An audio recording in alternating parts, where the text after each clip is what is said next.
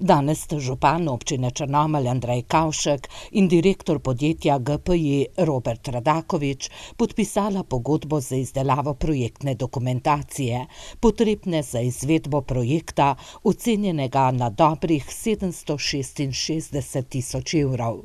400 tisoč bodo pridobili iz evropskih skladov, 100 tisoč bo prispevala država, preostanek pa občina. Osnovna ideja je, da povežemo dele naselja, ki ljudje živijo, in pa njihova delovna mesta, da jim omogočimo lažji prihod na delovno mesto, predvsem pa prihod s kolesom oziroma peš. Ker so na obvoznici Črnomlja že zgrajene kolesarske poti, bo treba zgraditi le še 1,5 kilometra dvosmernih kolesarskih stez do Trisa Kanižarica in do Livarja, ter tako povezati vse kolesarske poti in ljudem omogočiti, da se varno pripeljejo s kolesom v službo in domov. Torej, to je osnovni koncept, ki ga želimo zasledovati, in bomo v tem konceptu nadaljevali in širili te kolesarske poti tudi naprej.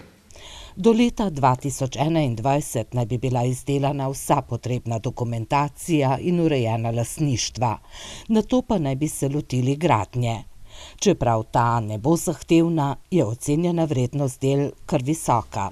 Poteka ta kolesarska povezava ob regionalni cesti, tu so oporni zidovi, podporne konstrukcije, geodeti, ostale raziskave, ki so ob takem projektu, tako da je to cena čisto običajna, normalna, tako kot povsod drugod. Gotovo bi bilo smiselno zgraditi tudi kolesarsko pot, ki bi vodila v središče Črnomlja, kjer so velike težave s parkiranjem. Ena študija obstaja, kako bi povezali severni del Črnomlja, kjer so bloki in kjer je večina prebivalcev, in ob trenutni kolodvorski cesti, da bi naredili kolesarsko stezo. A dokler ne rešijo parkirišč in druge infrastrukture v mestu, se tega projekta ne bodo lotevali, pravi župan.